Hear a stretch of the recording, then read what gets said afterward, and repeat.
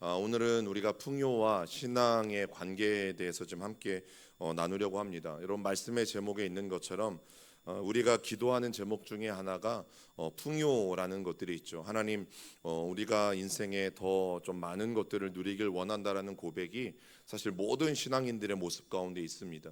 그런데도 불구하고 왜 하나님이 우리에게 그런 부를 주시지 않을까라는 것들을 여러분 곰곰이 생각해 보신 적이 있으신가요?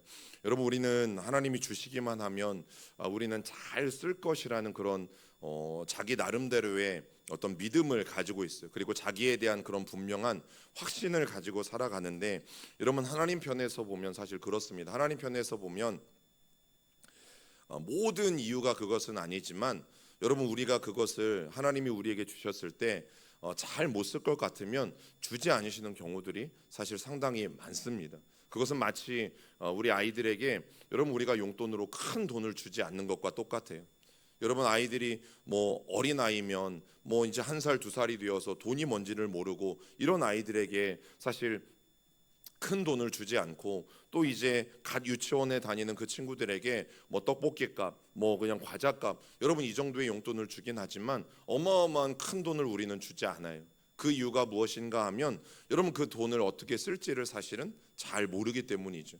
그런데 우리에게 하나님께서 주시는 축복도 그렇고 사실 은혜도 그렇고 아니면 많은 은사들도 그렇고, 여러분 그것들을 하나님이 우리에게 주셨을 때 잘 사용하지 못할 것 같으면 여러분 하나님이 우리에게 그런 것들을 허락하시지 않는 경우들을 봐요. 또 우리에게 하나님이 주셨을 때 여러분 마치 칼과 같은 도구가 주방장의 손에 들리면 멋진 재료의 손질을 통해서 맛있는 요리가 나오게 되어지겠지만, 그것이 강도와 같은 다른 사람들의 손에 들려졌을 때, 또 칼의 위험성을 모르는 아이들의 손에 들려졌을 때 여러분 그 칼이 가져다주는 위험성 때문에 부모들은 아이에게 칼을 주지 않잖아요. 여러분 마찬가지. 그래서 오늘 이 부요와 신앙의 관계에 대해서 우리가 조금 깊게 생각해 볼 수 있는 시간이 되기를 원합니다. 여러분 이제 이스라엘 백성들의 오늘 본문에 나눌 주요 무대가 어디냐면, 우리가 그동안 보던 큰 지도를 조금 더 이렇게 좁혀서 확대해서 보면 이제 왼쪽이 이제 갈릴리 호수가 되어지겠고, 여러분 그들이 갈릴리 호수의 북쪽에 있는 이 단이라는 주변 지역과 그리고 갈릴리 호수 남쪽에 있는 납달리 지파의 이 지역이 오늘 성경의 주된 무대가 되어집니다.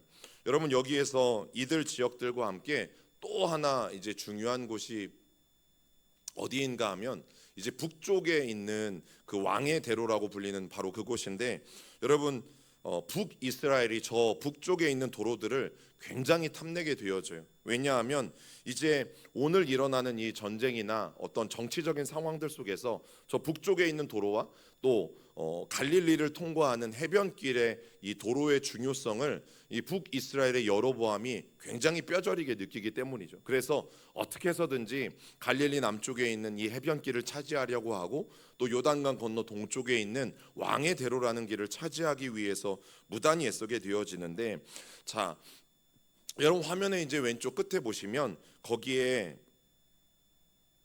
아람이라는 나라가 존재하게 되어져요. 그리고 이 아람이 남진을 하기 위해서 이스라엘을 통과해서 더 밑으로 내려가기 위해서 부단히 노력을 하게 되어지고, 여러분 남진을 하려면 결국에는 저 이스라엘 땅을 통과해야 되기 때문에 여러분 북쪽 이스라엘과 다투는 일들이, 전쟁을 하는 일들이 필연적으로 일어날 수밖에 없어요. 그리고 다메섹 왕은 저 아람이라는 나라 연합의 여러분 우두머리예요.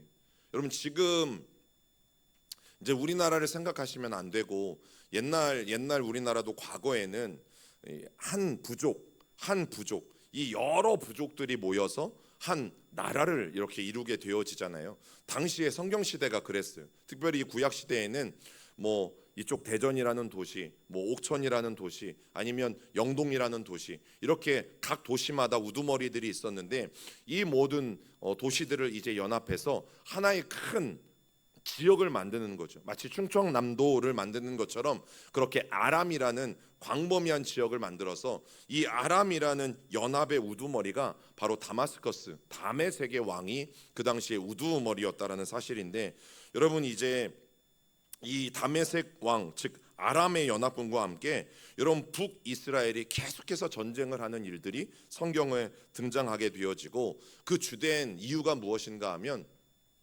북쪽에 지금 파란색 줄로 이어진 저 길이 왕의 대로인 것이고, 그리고 이제 왼쪽에 하늘색으로 갈릴리 호수까지 이어지는 저 길이 이제 해변길의 끝길인데, 여러분 저 두 길을 차지하기 위한 전쟁이 북이스라엘과 이 아람 연합군 가운데 계속해서 진행되어지고 있는 상황을 우리가 지난주에도 봤고 또 이번 주에도 계속해서 보게 되어져요.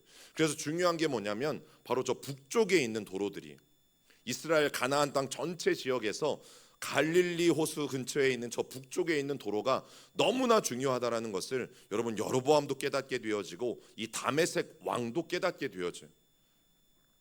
만약에 여러분 물건이 하나가 있어요. 이 물건이 하나를 가지고 저는 이 물건을 중요하지 않게 생각해요. 그런데 여러분들은 이 물건을 중요하게 생각해요. 그러면 사실 싸울 일이 있을까요, 없을까요? 없습니다. 중요하게 생각하는 사람이 이걸 가져가면 되거든요. 아니 나 그거 필요 없어, 나한테는 필요 없는 거야, 그리고 나한테는 전혀 중요하지 않은 물건이야 라고 말하면 필요한 사람에게 줄 수 있어요. 그런데 문제가 뭐예요? 여러분 저 길은 북이스라엘 사람들에게도 중요하고 필요했고 또 이 아람 왕 연합군에게도 너무나 중요하고 필요했던 길이라는 사실이죠. 그러면 이제 뭐가 일어나요? 저것을 차지하기 위한 싸움이 여러분 필연적으로 일어날 수밖에 없다라는 사실이에요. 그래서 우리가 지난주에 살펴본 내용이 무엇인가 하면 오른쪽 이제 아래쪽 끝에 보면 여러분 저렇게 주황색으로 칠해진 곳이 베델이라는 곳이고, 이 베델 옆에는 라마라는 곳이 있어요. 이곳은 베냐민 지파의 주요 산지이고 주요 땅이었는데, 바로 이제 저곳을 북쪽 이스라엘과 남쪽 유다의 이제 경계로 정하게 되어지는 일들이 일어나는데, 자, 저 영토 분쟁 가운데 어떤 일이 있었냐면 원래 북쪽 이스라엘과 이 다메섹 왕, 즉 아람의 연합군이 원래 자기들끼리 먼저 이 정략을 맺었어요. 계략을 맺었어요. 그래서 우리 북이스라엘이 위험하면 다메섹이 도와줄 것이고 또 다메섹이 위험하면 북이스라엘이 도와줄 것에 대한 그 약속을 먼저 북이스라엘과 맺었단 말이죠. 여러분 그런데 이 남쪽의 아사 왕이 어떻게 했습니까? 여호와의 전에 있는 그 곳간에 있는 모든 금은 모든 그 하나님 앞에 제사하는 도구를 포함해서 모든 값진 것들을 다 보내줬잖아요. 그리고 나서 이 다메섹 왕의 환심을 사고 결국 이 다메섹 왕이 북이스라엘과의 계약을 깨고 언약을 깨고 남쪽 유다의 편을 들어주는 일들이 일어났죠. 그 일들 때문에 이 남쪽의 아사 왕이 승리하게 되어지는 일들을 우리가 지난주에 함께 나누게 된 거예요. 그런데 이 다메섹 왕이 저 아람 위쪽에서부터 어떻게 쳐내려오냐면, 저곳이 단이고요. 조금만 더 내려오면 저기가 게네사렛이에요. 그런데 저기를 통과하는 그 길이 바로 아까 우리가 쭉 본 하늘색 저 해변길 끝자락이란 말이죠. 여러분 저기를 통해서 이 다메섹이 이스라엘로 쳐들어오게 되어지는 그런 일들이 일어나게 되어지는데, 여러분 그러면서 북쪽 도로가 얼마나 중요한지, 그래서 늘 저 길은 해변길은 전쟁이 없을 때는 무역로 또 어떤 상업로로 이용되어지지만 전쟁이 일어나기 시작하면 저 길들은 이제 전쟁을 하기 위해서 가는 그런 군사 도로로 바뀌는 곳이 바로 해변길이라는 사실입니다. 여러분 열왕기상 15장 20절 우리 같이 읽어봅니다. 시작. 베나닷이 아사 왕의 말을 듣고 그의 군대 지휘관들을 보내 이스라엘 성읍들을 치되 이온과 단과 아벨 벳 마아가와 긴네렛 온 땅과 납달리 온 땅을 쳤더니, 다메섹 왕 그때 연합군의 왕이 베나닷이었고 이 베나닷이 아사 왕의 말을 듣고는 어디를 지금 치고 있는 거예요? 북쪽 이스라엘을 함께 싸워주고 있는 거예요. 그래서 여기에 나오는 그 지역들이 그냥 이스라엘의 성읍들이라고 기록되어져 있는데, 우리가 지금 공부하면서 뭐라고 말씀드렸어요? 이스라엘이라고 말할 때는 어디예요? 북쪽이에요, 남쪽이에요? 북쪽이고, 유다라고 말할 때는 어디예요? 남쪽이에요. 지금 이 역대기상 또 역대기서의 열왕기서와 역대기서의 본문에서 이스라엘을 지칭할 때는 나라가 갈라진 다음에는 북쪽인 것이고, 또 유다라고 말할 때에는 남쪽이라는 말이 없어도 남쪽이에요. 그래서 지금 북이스라엘 성읍들을 다 치는데 거기에 몇몇 이름들이 등장을 하는 거죠. 이온도 나오고, 우리가 지난번에 배웠던 단지파의 땅인 단도 나오고, 아벨 벳 마아가도 나오고, 긴네렛, 게네사렛이라는 곳도 나오고 또 납달리라는 곳도 나오고 이 갈릴리 주변의 온 땅을 단이라는 곳은 이스라엘 경계의 가장 북쪽이거든요. 그 북쪽부터 여러분 갈릴리 호수 주변까지 온 땅을 치게 되어져요. 그 중에 하나 이온이라는 곳도 있었어요. 여러분 이온이라는 곳에 지금도 가보면 저렇게 타누르 폭포가 있고 타누르 폭포가 아름답게 흐르는 즉 이온이라는 곳은 여러분 유대 광야와는 달라요. 물이 풍성하고 그래서 숲이 많고 풀이 많고 여러분 사람들이 살기에 너무너무 좋은 곳이 바로 저 이온이라는 곳인데 저 이온이라는 이름이 여기에서도 언급이 되어지고 또 역대하 16장 4절에 가면 거기에도 언급하게 되어지는데 여러분이 아람 군대가 저 이온이라는 곳을 거쳐서 계속 이제 남쪽으로 남진하게 되어졌다라는 사실이죠. 그런데 여러분 이게 재밌는 게 뭐냐면 단지파가 이렇게 아람에게 점령당하잖아요. 그리고 300년이 지나서 여러분 예레미야가 이 길을 통해서 자 새로운 정복자 바벨론이 저 똑같은 경로를 통해서 이제는 남유다까지 내려올 것에 대한 이야기를 미리 예언하죠. 그 말씀을 읽어봅니다. 시작. 에브라임 산에서 재앙을 공포하도다.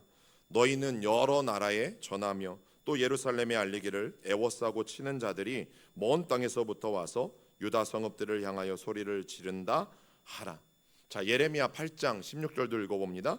그 말에 부르짖음이 단에서부터 들리고 그 준마들이 우는 소리에 온 땅이 진동하며 그들이 이르러 이 땅과 그 소유와 성읍과 그 중에 주민을 삼켰도다. 여러분 그래서 저 해변길의 마지막 북쪽의 끝부분은 늘 북쪽에 있는 강대국들이 남쪽을 정복하기 위해서 갈 때 언제나 지나쳤던 곳이. 그러면 이 넓게 보면 가나안 땅 또 바뀐 이름은 이 이스라엘 지역은 전쟁이 끊이지 않는 지역이었어요. 그래서 하나님이 뭐라고 말씀하셨냐면 너희들은 나를 철저히 의지해야 된다라고 말씀하셨어요. 여러분 에스겔서에 보면 일부러 하나님께서 강대국들 사이에 저 이스라엘이라는 작은 나라를 두셨다고 했어요. 충청북도와 강원도를 합친 것보다 조금 작은 그것과 비슷한 사이즈의 이 이스라엘이라는 나라를 하나님이 열강 사이에 두셨다라고 여러분 에스겔서에서 분명히 말씀해요. 그런데 이것을 복음적으로 보면 여러분 이제 북쪽으로 올라가면 유럽으로 갈 수 있어요. 그리고 바울이 유럽으로 갔던 것처럼 그리고 이제 오른쪽으로 사막을 지나서 가다 보면 아시아로 갈 수 있어요. 그리고 남쪽을 향해서 내려가면 여러분 아프리카를 향해서 갈 수 있는 나라가 저 이스라엘이에요. 온 복음이 동서남북으로 퍼지기에 너무너무 좋은 나라가 이스라엘이라는 나라예요. 그러면 하나님이 왜 이 강대국들의 틈바구니 사이에서 저 이스라엘이라는 작은 나라를 두셨는지를 여러분 우리는 분명히 기억하셔야 돼요. 우리 이제 청년대학부 연합수련회 때 강사님이 기드온의 이야기를 해주시면서 중요한 구절 하나를 읽어주셨어요. 그 중요한 구절 가운데 하나가 큰 용사여 일어나라. 우리 한국말로 보면 큰 용사여 일어나라. 내가 너와 함께하겠다. 여러분 이게 우리 한국말에 적혀져 있는 이름인데요. 영어 성경에는 또 히브리어 원어 성경에는 정반대로 적혀져 있는 것을 말씀해 주셨어요. 여호와께서 너와 함께하신다. 큰 용사여. 여러분 전혀 의미가 달라지죠. 어떻게 의미가 달라져요? 여러분 기드온이 하나님 앞에 못한다고 했거든요. 기드온이 하나님 앞에 나는 므낫세 지파 중에서도 우리 집이 가장 형편없고 가장 보잘것없는 지파다. 그래서 나는 감히 이스라엘의 사사가 될 수 없다라고 여러분 기드온이 고백해요. 그런데 하나님이 뭐라고 말씀하시냐면 내가 너와 함께하면 너는 큰 용사가 될 거야 라는 말씀이 여러분 기드온에게 주셨던 말씀이셨어요. 여러분 하나님이 우리와 함께 하신다는 사실은 아무것도 아닌 게 아니라 여러분 하나님이 함께 하시는 것만으로 저와 여러분들의 삶은 큰 용사가 되어줄 수 있다는 것인데 여러분 이스라엘 백성들이 결국 이걸 놓치는 거죠. 하나님과 함께하는 것이 인생에 있어서 가장 소중한 일인 것을 놓쳤고 또 하나님과 함께 사는 것이 가장 큰 축복 중에 축복이라는 것을 여러분 이스라엘이 놓쳤고 자 그러다 보니까 남유다의 아사 왕도 북쪽에 이 다메섹 왕 베나닷을 의지했고 북이스라엘도 마찬가지로 이 북쪽의 왕 베나닷을 의지했고 끊임없이 주변에 있는 나라들과 이 정략을 맺어가면서 나라의 안위를 유지하려 했던 것들을 보게 되었죠. 그 결과 자기들과 약속했던 그 나라들이 오늘 북이스라엘 치는 것처럼 여러분 똑같은 일들을 계속해서 행합니다. 절대 사람을 의지하는 것, 절대 우리보다 강한 어떤 것을 의지하는 것 우리에게 도움이 되지 않습니다. 왜냐하면 나중에는 그것이 우리를 잡아먹기 때문이죠. 우리를 의지했던 그것이 결국 우리를 잡아먹는 날이 오게 되어진다라는 사실이. 여러분, 이 단의 남쪽에는 갈릴리 호수 위쪽에 저 빨간색 원 안에 있는 곳이 훌라 분지라는 지역이에요. 이 훌라 분지라는 지역은 습지대입니다. 그래서 지금도 가면 저렇게 풍성한 물도 보이고 갈대숲도 보이고 물도 많죠. 전혀 이스라엘이라고 느껴지지 않을 만큼 물이 풍성한 곳이고, 그래서 늦가을부터 겨울까지는 이제 수많은 철새들이 여러분 아프리카에서 아시아를 오갈 때에 늘 들렸다가 쉬어가는 곳이 저 갈릴리 북쪽에 있는, 또 단으로부터 보면 남쪽에 있는 훌라 분지라는 곳이에요. 바로 이 훌라 분지라는 이 습지대가 오늘 이 전쟁에 있어서도 굉장히 중요하게 사용되어지는 것들을 보게 되어져요. 왜냐하면 저 훌라 분지 남쪽에는 이제 하솔이라는 지역이 있어요. 이 하솔이라는 지역이 결국에는 북쪽으로 올라가는 해변길 가운데 놓여 있는 도시인데, 여러분 저곳을 저 도시를 또 차지하고 또 저 도시를 어떻게 정복하느냐에 따라서 북쪽으로 올라갈 수도 있고 내려갈 수도 있기 때문에. 그런데 여러분 하솔이라는 곳을 보세요. 여러분 그냥 지도상으로 오른쪽으로 보면 남쪽으로 보면 갈릴리 호수가 가깝게 있고, 또 옆에 북동쪽으로 조금만 올라가면 아까 사진에 보신 훌라 분지. 그럼 저 하솔이라는 곳은 굉장히 풍요롭게 사는 곳입니다. 그래서 모든 사람들이 탐내는 곳이 저 하솔이라는 지역인 것을 또 우리가 알게 되어져요. 저 하솔 옆을 지나게 되어지면 여러분 갈릴리 호수를 만나게 되어지는데, 이런 상황 속에서 이제 오므리라는 이 왕조가 일어나고, 오므리라는 사람이 수도를 원래 있던 곳에서 사마리아로 옮기게 되어집니다. 저 오므리 하면 여러분들이 잘 모르실 수 있지만, 여러분 북이스라엘의 오므리, 저 사람의 아들이 누군지 아십니까? 누굴까요? 굉장히 유명한 사람이에요. 아합이라는 사람이, 북이스라엘의 왕이었던 아합 왕의 아버지가 오므리인데, 여러분 이 오므리가 원래 지금 수도가 어디냐면 저기 디르사라는 곳이에요. 근데 이 디르사라는 곳이 사실은 조금 외졌습니다. 외진 곳이고 서로 왕래하기에 좋지 않아요. 그렇기 때문에 방어하기는 쉽지만, 여러분 방어하기 좋다라는 것은 결국에는 나도 어딘가를 가기에 굉장히 불편하다라는 것이 저 이제 디르사라는 곳인데, 저 디르사라는 곳에서 쭉 기역자로 꺾어져 내려오면 저곳이 바로 사마리아예요. 그래서 오므리가 왕이 된 다음에 여러분 가장 먼저 하는 일들이 뭐냐면 사마리아로 수도를 옮기는 일이었어요. 여러분 저 정책이 결국 북이스라엘을 굉장히 부유하게 해줍니다. 잘 살게 만들어줘요. 근데 이제 오늘 잘 들어보셔야 돼요. 왜냐하면 오늘 말씀의 제목이 뭐예요? 부유와 신앙의 관계예요. 여러분 저 오므리의 정책 때문에 북이스라엘이 이제 날개를 펴고 굉장히 경제의 성장을 쭉쭉쭉 이루게 되어지는데, 그 이유가 무엇인가 하면 사마리아로 수도를 옮기면 어느 길과 가깝냐면 해변길과 가까워요.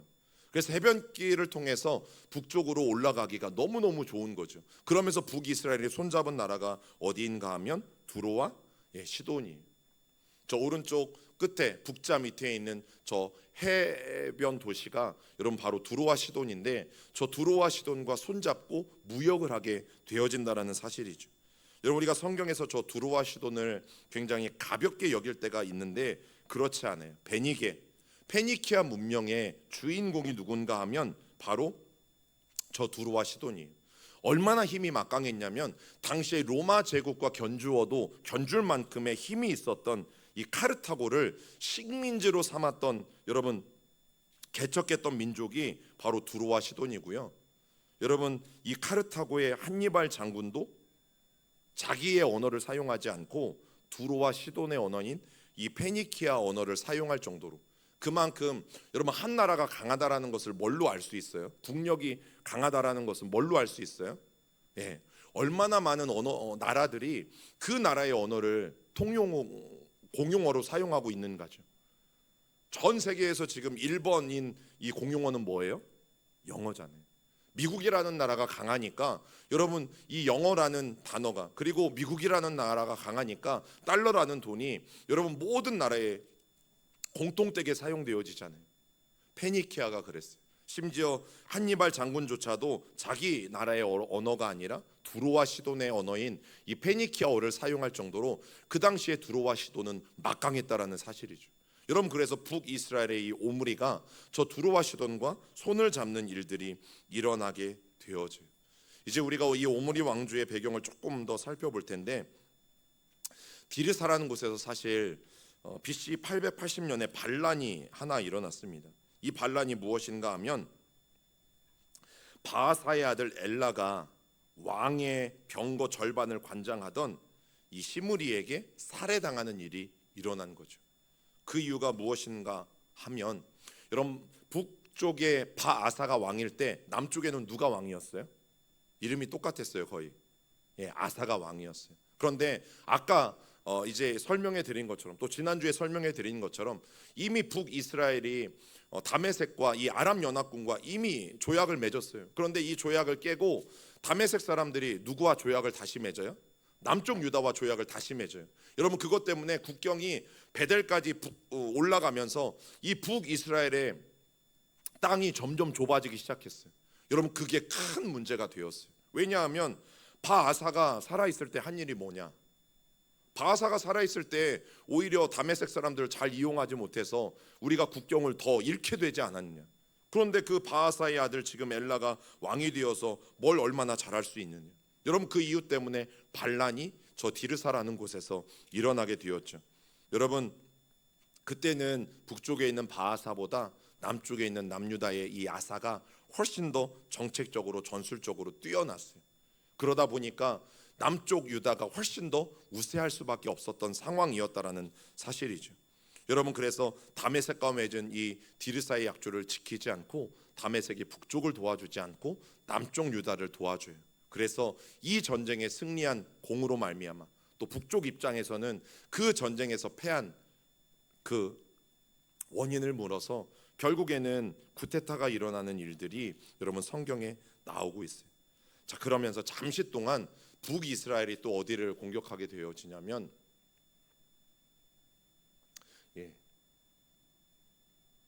지도가 이제 살짝 잘려서 안 나오는데, 지도 안 나온 밑에 보면 상상을 하시면 돼요. 블레셋 사람들의 땅인 기브돈이라는 곳이 있어요. 이 기브돈이라는 곳에 블레셋 사람들을 견제하기 위해서 여러분 북이스라엘 사람들이 잠시 내려오기 시작해요. 자, 그런데 이 모든 상황을 북이스라엘의 군대 장관이었던 오므리가 다 보고 있는 거예요.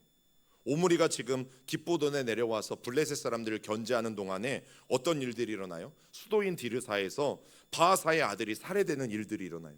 쿠데타가 되어지는 일들이 일어났다라는 사실이죠.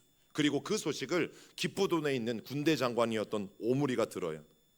오므리가 들었다라는 것은 오므리의 모든 군대가 다 들었다라는 뜻이에요. 자, 그때 모든 군사들이 이때가 기회다. 그러면 장군님이 이제 북이스라엘의 왕이 되실 차례입니다. 그래서 이 수많은 군사들이 자기의 군대 장관이었던 오므리를 왕으로 추대합니다. 그래서 이제 오므리가 북이스라엘의 왕이 되어지는 사건들이 일어나요. 여러분, 오므리가 왕이 되어서 했던 중요한 일들이 있어요. 그 일들이 무엇인가 하면 아까 나눈 것, 국가의 재건, 그리고 또 하나는 외교력 강화였어요. 이 두 가지가 오므리가 왕이 된 다음에 가장 먼저 했던 정책이었습니다. 그래서 아까 나눈 것처럼 저 디르사라는 곳에서 수도를 사마리아로 옮기는 정책을 여러분이 오므리가 왕이 된 다음에 가장 먼저 해요. 마치 우리나라도 조선이 세워질 때 어떻게 했어요? 여러분, 이성계가 수도를 옮겼잖아요. 똑같아요. 왕이 되어지면서 새로운 수도를 사마리아로 결정을 하게 되어져요.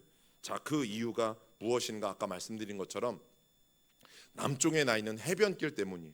저 해변결을 차지하면 여러분 무역에도 성공할 수 있고 또 전쟁에도 성공할 수 있어요. 그래서 사마리아로 수도를 옮기게 되어집니다. 여러분 오므리는 군대 장관 출신이에요. 군인 출신이에요. 그래서 이 오므리가 자기가 가졌던 군사적인 경험 그리고 기쁘던 전투에서 또 배웠던 이 모든 경험들을 가지고 저 해변길이 얼마나 중요한지를 깨닫게 되어져요. 그래서 사마리아로 수도를 옮기게 되어졌다라는 사실이죠. 그리고 두 번째가 국제적인 문제를 정리하기 시작해요. 자, 예를 들면 어떤 것들이 있냐면 저 동쪽 위에 있는 어떤 길이라고 말씀드렸어요? 왕의 대로.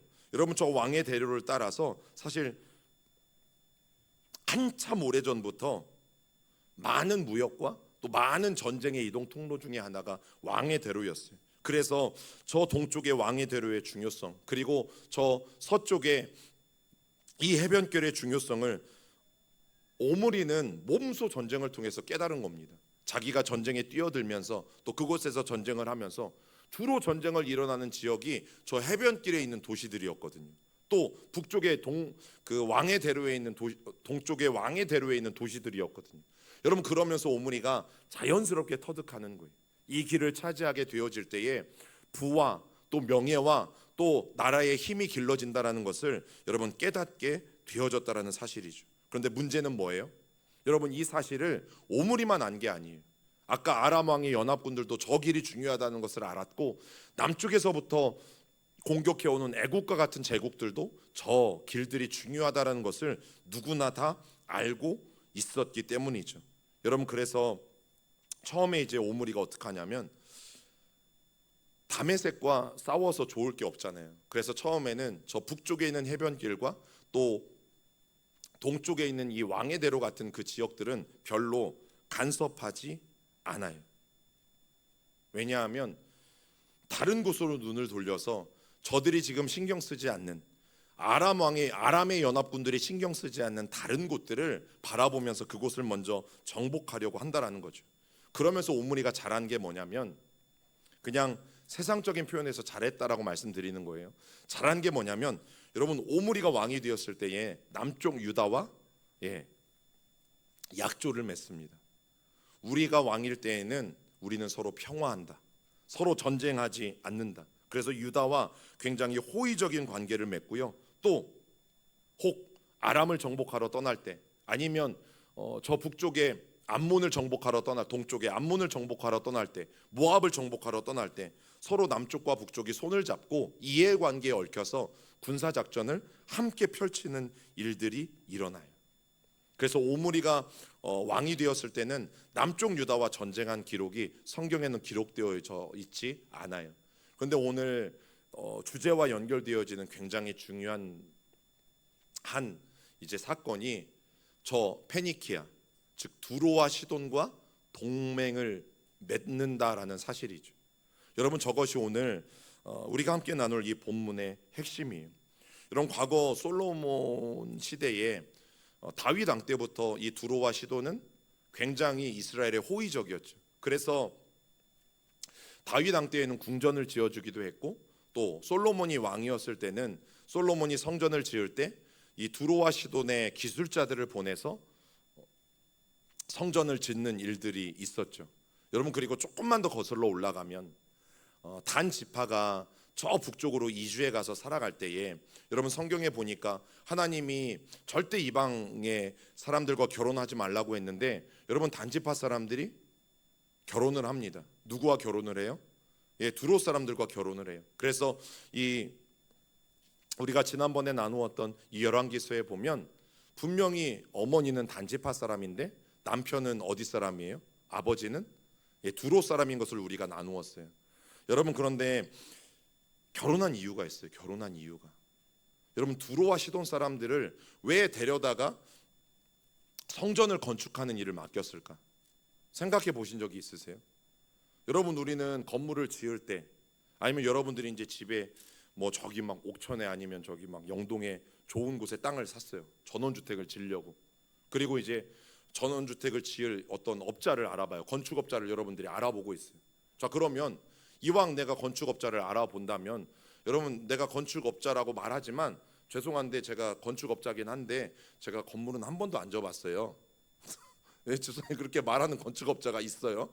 자, 그리고 어떤 사람은 내가 지금까지 한 전원주택만 한 10채를 져봤어요. 그러면서 자기가 지은 집을 진짜로 자기가 지은 집들을 이렇게 쭉 사진을 통해서 다 보여줘요.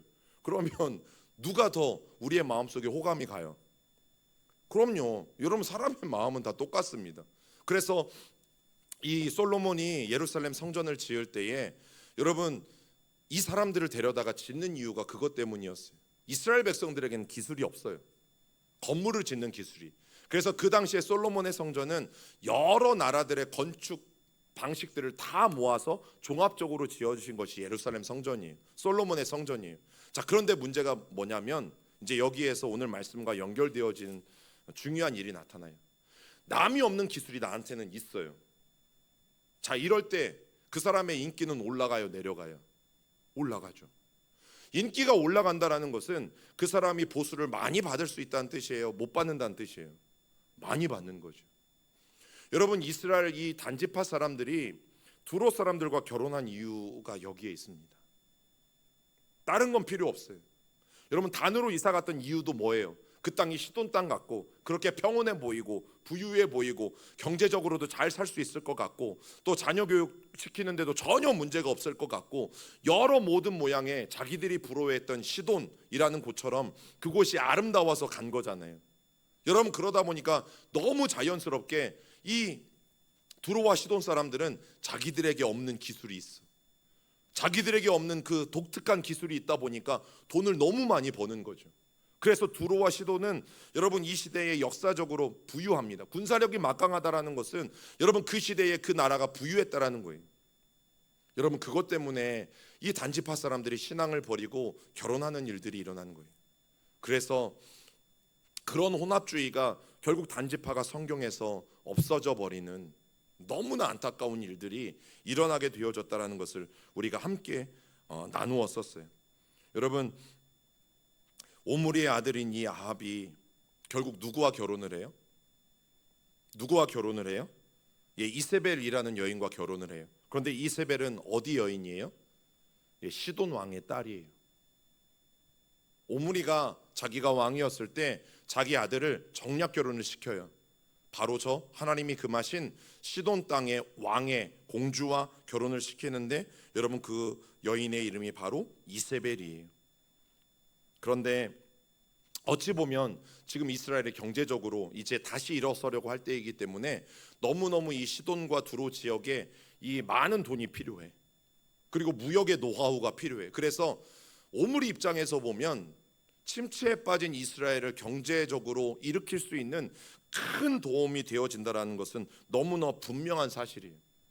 여러분, 시돈이라는 곳이 항구 도시인데 원래 뜻은 어업이라는 뜻이에요. 어업. 그 시돈이라는 이름이 물고기 잡는 그런 일의 의미를 가지고 있는 도시가 여러분 시돈인데, 그 남쪽에 있는 두로와 시돈이 이 페니키아 연합 도시들 중에서 국가 중에서 가장 강력한 도시라고 아까 말씀을 드렸잖아요. 근데 또 특별히 시돈은 유리공예에 뛰어났어요. 유리공예. 여러분, 이 유리공예도 이스라엘 백성들이 할 수 없는 기술이에요.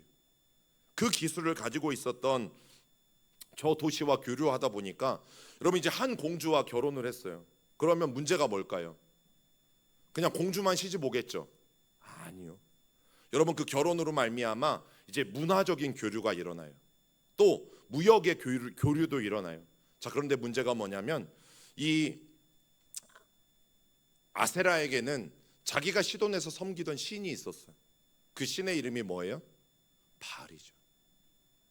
이 바알의 신상을 들고 북이스라엘로 돌아와요.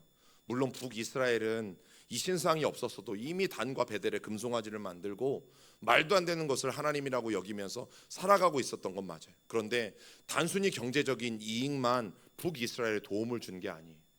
이 페니키아의 종교, 페니키아의 문화, 페니키아의 잘못된 것들이 고스란히 들어오게 되어져요.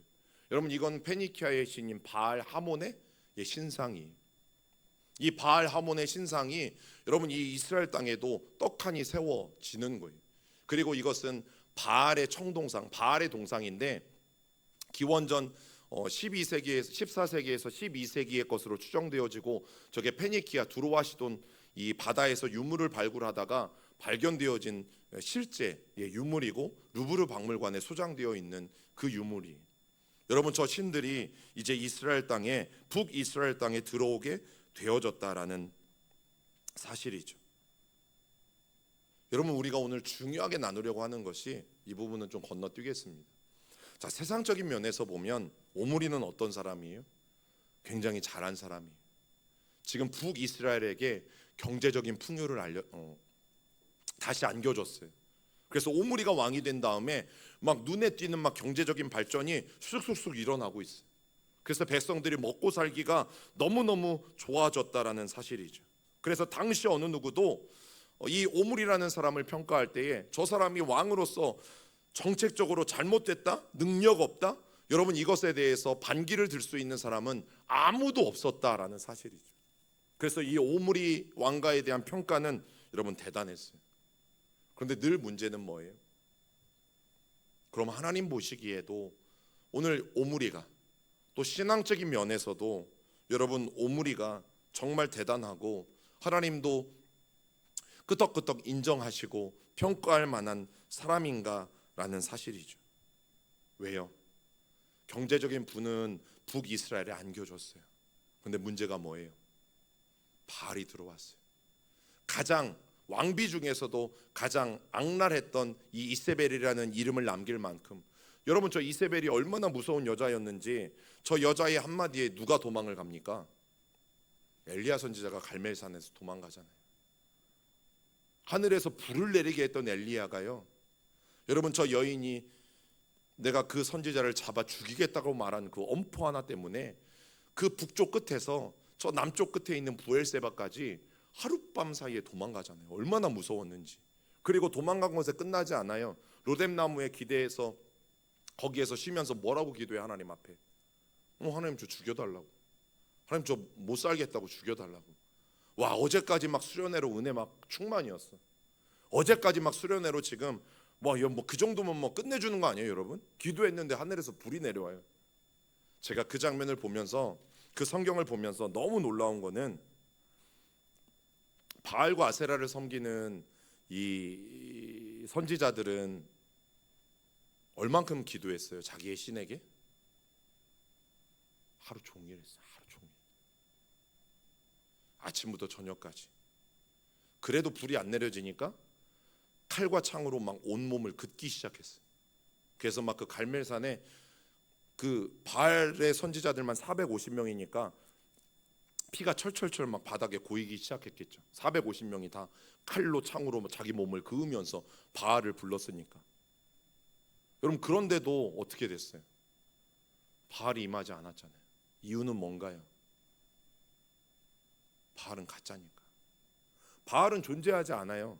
저 바알이라는 상은 자기들이 그냥 만든 거예요. 가나안 땅의 사람들이, 페니키아 사람들이, 야 우리에게는 이런 신이 필요해. 그래서 자기들이 자기의 신의 형상을 만든 게 바알이에요. 근데 저 바알은 가짜니까 아침부터 하루 종일 온갖 난리 부르스를 다 떨어도 여러분 임재가 없는 거죠.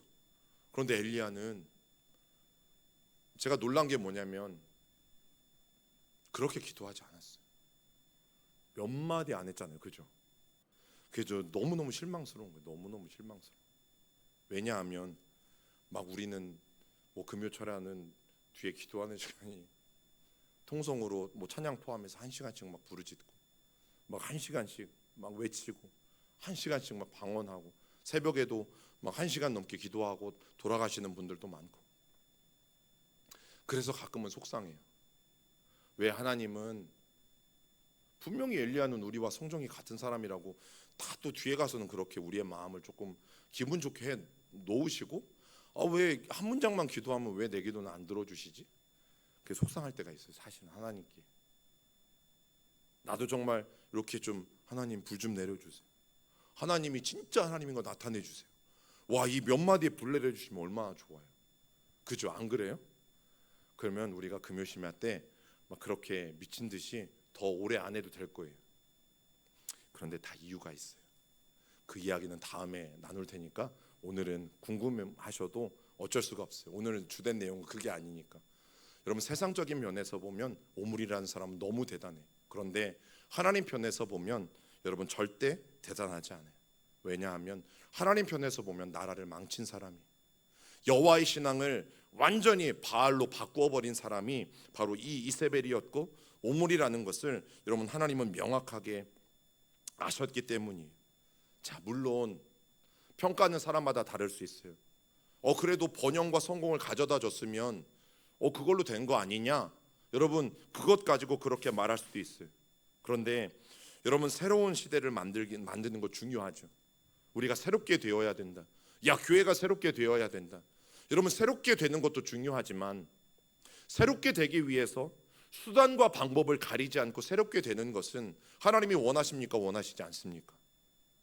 여러분 교회가 성장하고 부흥해야 돼요. 그런데 성장하고 부흥해야 되는데 이 성장하고 부흥하는 모든 과정 속에서 하나님이 원하시지 않는 방법이 동원된다면 여러분 그것이 정말 부흥하고 성장했을 때 우리가 하나님 앞에 고백할 수 있느냐라는 거죠. 하나님이 하셨음을 고백할 수 있느냐라는 거죠. 여러분 중요한 게 뭔지 아세요? 목적이 수단을 정당화하지 못해요. 아니 뭐 어떠냐, 그냥 방법이 좀 잘못돼도 하나님이 싫어하셔도 이거 우리가 원하는 것만 얻었으면 됐지, 기도응답만 받았으면 됐지, 축복만 받았으면 됐지, 나라가 부유해졌으면 됐지, 그거 가지고 뭐 그렇게 왈가불가하냐라고 말한다면 여러분 우리는 하나님 앞에 정말 마음의 중심을 다해서 다시 한번 기도하실 수 있어야 돼요.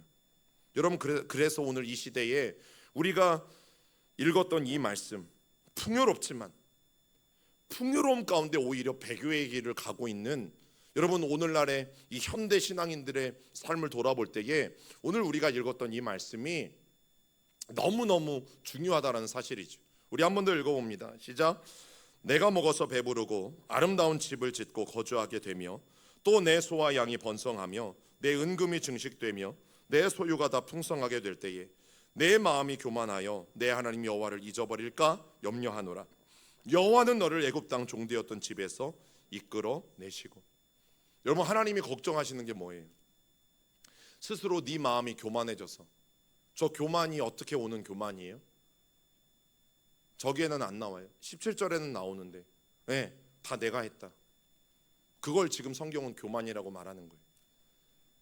배부르게 되고 맛있는 거 많이 먹게 되고 아름다운 집도 지게 되고 짓게 되고 내 땅도 생겨나게 되고, 그래서 내 가축 소와 양 내 재산이 자꾸만 증식이 되고 불어나게 될 때에 뭐라고요? 우리 스스로 와, 이거 내가 정말 열심히 땀 흘리고 노력해서 또 내가 열심히 내가 가지고 있는 노하우와 또 내가 투자를 잘해서 하나님이 나에게 이렇게 주셨다가 아니라 내가 열심히 해서 이렇게 벌었다, 그렇게 우리의 마음이 교만해질까 봐. 그런데 교만하면 그 다음에 어떤 일이 일어나요? 하나님을 잊어버리게 되어진 거예요. 여러분 교만의 무서움이 저거예요. 하나님을 잊게 돼요. 하나님을 어떻게 잊게 돼요? 하나님이 하셨다라는 것을 고백하지 못하게 돼요. 그러다 보니까 뭐 하게 돼요? 감사가 없게 되어지죠. 여러분 내가 다 해서 여기까지 이루었고 내가 다 해서 여기까지 이만큼 쌓았는데 어떻게 그걸 하나님 앞에 내가 감사합니다 고백합니까? 내가 열심히 해서 목사 되고 내가 열심히 했으니까 장로 되는 거 당연하고 내가 열심히 해서 목사 되는 거 당연하다라고 생각하는 사람이 여러분 어떻게 하나님께 감사하면서 목회할 수 있을까요? 나에게 주어진 직분이 내가 열심히 했으니까 하나님이 주신 거야 라고 생각한다면 여러분 그 사람이 어떻게 하나님 앞에 감사할 수 있을까? 그래서 여호와를 잊어버리게 돼요. 감사를 잊어버리면, 감사를 잃어버리면 여러분 우리는 다 잃어버리게 되어져 있어요. 왜? 하나님 앞에 감사한 줄 모르는데요. 그것이 하나님의 은혜인지를 모르는데 어떻게 하나님을 기억합니까? 여러분 감사라는 것은 대상이 있잖아요. 대상이 있다라는 것은 내가 하나님께 감사하다. 나에게 도움을 주신 장로님께 감사하다. 나에게 도움을 주신 집사님이 있어서 감사하다. 대상이 있는 거잖아요. 물론 어떤 사람은 내 자신에게 감사하다. 이렇게 기특하게 네가 열심히 하고 네가 기특하게 이렇게 열심히 애를 써서 이만큼 일구었으니 나 자신에게 감사하다. 여러분 성경은 그것을 14절에 내 마음이 교만하여졌다라고 말해요. 하나님 여호와를 그러면 결국 우리는 잊어버리게 되어져 있어요. 여러분, 이것이 하나님이 가장 많이 걱정하셨던 거예요. 자, 계속 읽어봅니다. 시작. 내 하나님 여호와를 기억하라. 그가 내게 재물 얻을 능력을 주셨습니다. 이같이 하심은 내 조상들에게 맹세하신 언약을 오늘과 같이 이루려 하심이니라. 뭐라고 말씀하세요? 하나님을 잊어버렸다라는 말과 반대가 18절에 나오죠. 여호와를 뭐 해라? 기억해라. 여러분, 그래서 예배는 기억하는 시간입니다. 우리가 하나님 앞에 기도하고 하나님 앞에 나아가는 것은 하나님을 기억하는 시간인데, 특별히 뭘 기억하는 거예요? 하나님이 나에게 이렇게 하셨기 때문에 내가 오늘 이 자리에 있다라는 것을 기억하는 시간이에요. 하나님이 나를 이렇게 도와주셨기 때문에 내가 오늘 이 자리에서 예배할 수 있으니 감사하다. 하나님이 나에게 직장 주셔서 내가 돈을 벌 수 있으니 하나님 그 은혜에 감사하다. 여러분, 이것을 기억하는 거죠. 그러면서 뭐라고 말해요? 그가 내게 어떤 능력을 주셨습니다? 재물 얻을 능력을 주셨습니다. 다윗이 저 고백을 나중에 하잖아요. 하나님, 이거 다 하나님의 것이고 하나님이 우리에게 주신 거 다시 하나님 앞에 돌려드리는 것인데 하나님 그걸 뭘 그렇게 우리에게 고마워하십니까? 하나님이 재물 능력 나에게 주셔서 그 능력 가지고 하나님, 내가 일하고 내가 열심히 땀 흘려서 하나님 앞에 다시 드리는 것인데 하나님 그걸 가지고 하나님 뭘 감사하다 하십니까? 여러분, 누구나 문제가 있을 때 계획을 세웁니다. 계획이 잘못된 게 아니에요. 계획도 세워야 하고 행동해야 하고 움직여야 하고, 여러분, 이건 너무너무 당연한 사실이에요. 자, 그런데 이 오므리라는 사람이, 북이스라엘의 오므리라는 왕이 도대체 북이스라엘을 구하기 위해서 한 행동은 무엇인가라는 거죠. 어떤 행동을 했느냐가 너무너무 중요한 거예요. 문제가 생기면 오늘 우리가 어떤 행동을 먼저 하는가, 여러분, 하나님이 보시는 것은 바로 그거라는 사실이죠. 어려운 일이 터졌어요. 문제가 발생했어요. 그러면 가장 먼저 우리는 어떤 행동을 했는가 생각해 보세요. 그리고 그 결과는 또 어떠했는지도 한번 돌이켜 보세요. 그리고 나는 자꾸만 어떤 방법으로 문제를 해결하려고 끊임없이 노력하고 있는가, 여러분 생각해 보세요. 여러분, 타락은 다른 게 아니에요. 막 술 중독에 빠져 있다? 이건 그냥 나타난 현상이지. 시름에 빠져 있다? 낙심에 빠져 있다? 여러분, 타락은 뭐예요? 목적과 수단이 위치가 바뀌는 게 타락이죠. 여러분, 신앙의 목적은 뭡니까? 하나님이시잖아요. 신앙생활을 열심히 하는 이유는 뭡니까? 하나님과 더 가까이 하기 위함이지, 복받기 위함이 아니고. 신앙생활의 목적은 하나님이잖아요. 내가 열심히 섬겨서 뭘 더 받으려고 하는 게 목적이 아니잖아요. 그런데 여러분, 하나님이 수단이 되어지면 이제 우리는 어떻게 해요? 신앙생활을? 그 하나님을 이용해서 자꾸만 뭔가를 얻으려고 하는 거죠. 여러분, 수단과 목적이 바뀌는 것이 성경은 뭐라고 말해요? 그걸 타락이라고 말해요. 우리가 자꾸만 하나님이 목적이 되어지지 않고 하나님을 이용하려고만 하면 여러분, 우리의 신앙은 변질되게 되어져 있고, 또 하나님이 내 기도와 내 요구를 안 들어주시면 그때 뭐가 찾아와요? 실망이 찾아오는 거예요. 하나님이 내 기도는 안 들어주시나 보다. 하나님이 옆에 있는 사람만 좋아하시나 보다. 나는 하나님이 싫어하시나 보다. 여러분, 잘못된 신앙의 마음들을 갖게 되어지죠. 그래서 혹시라도 하나님이 우리에게 풍요를 주셨어요. 물질의 풍요도 주시고 건강의 풍요도 주시고 너무너무 평안하고 괜찮아요. 더할 나위 없이 이만큼만 됐으면 좋겠다라고 생각하며 살아갈 때가 있잖아요. 여러분, 그럴 때 신앙을 지키는 것이 어렵다라는 것을 예수님은 뭐라고 말씀하셨냐면, 그때 예수님이 하신 말씀이 특별히 물질에 있어서 낙타가 바늘귀에 들어가는 것, 그것보다 부자가 천국에 들어가는 것이 어렵다라고 말씀하신 이유가 여러분 바로 그것 때문이에요. 그래서 요한계시록의 이 라오디게아 교회에도 여러분, 그 교회는 부자였거든요. 그 교회가 그 부유함 때문에 오히려 큰 올무가 되어지잖아요. 여러분, 성경은 우리에게 중요한 것을 요구해요. 읽어봅니다. 시작. 풍요할수록 재물이 하나님이 주신 하나님의 것임을 인정하는 가난한 마음이 요구된다. 재물 얻은 능력을 하나님이 주셨기 때문에 또 그런 수단도 하나님이 주셨기 때문에, 그런 방법도 하나님이 주셨기 때문에 여러분, 그것을 성경은 가난한 마음이라고 해요. 가난한 마음. 내가 뭘 해서 얻은 것이 아니라 하나님이 주셨기 때문에 내가 얻을 수 있었던 것. 여러분, 우리가 예수님도 하나님이 예수님을 약속하셨고 보내주셨기 때문에 우리가 예수님을 믿을 수 있는 것이고, 성령님도 구약의 요엘서부터 우리에게 보내주시기로 약속하셨기 때문에 약속하신 성령님을 그 약속대로 우리가 함께 믿게 되어진 것이고, 여러분, 그게 성경이 말하는 가난한 마음이에요. 말씀 읽어봅시다. 시작. 심령이 가난한 자는 복이 있나니 천국이 그들의 것이며. 심령이 가난한 자가 왜 복이 있습니까? 마음이 가난한 자가 왜 복이 있습니까? 그거는 배고픔과 같아요. 여러분, 정말 며칠 굶어서 배고픈 사람에게는 라면 한 그릇도 소중해요, 소중하지 않아요? 소중해요. 너무 안타깝지만 그 요즘 막 인천공항이 이슈잖아요. 그 인천공항이 이슈인데 뭐가 이슈예요? 노숙인들이 너무 더우니까 이제 인천공항이 시원하니까 이제 그곳에 막 많이 몰려들잖아요. 근데 너무 안타까운 게 뭐냐면 먹을 게 없으니까 그분들이 어떻게 해요? 쓰레기통을 뒤져요. 사람들이 먹다 버린 뭐 햄버거 조각, 빵 조각, 음료수, 여러분 이런 걸 뒤져요. 왜 뒤질까요? 왜? 내가 지금 당장 배고픈데. 여러분, 그것을 뭐 따지거나 그것을 뭐 할 지금 상황이 아닌 거예요. 그 비유가 너무 죄송하지만 여러분, 가난한 마음은 사실은 그런 마음이에요. 우리가 하나님 말씀 앞에 나아갈 때에 베레아 교회 성도들처럼 간절한 마음으로 하나님의 말씀을 받는다고 했잖아요. 그 간절한 마음이 저 가난한 마음이에요. 저 가난한 마음은 어떤 마음이에요? 그러면 하나님 말씀을 주시기만 하세요. 어떤 것도 저는 가리지 않고 하나님이 주시는 말씀 그대로 저는 받겠습니다. 여러분, 그게 가난한 마음이에요. 하나님이 이거는 저랑 안 맞고, 이거는 제가 좀 순종하기 어렵고, 하나님 이건 조금 저랑은 거리가 멀고, 여러분 이렇게 말씀을 받는 게 아니라 가난한 마음은 어떤 말씀을 주시든 그 말씀을 나에게 뭐든지 흡수해서 받는 마음이 가난한 마음이에요.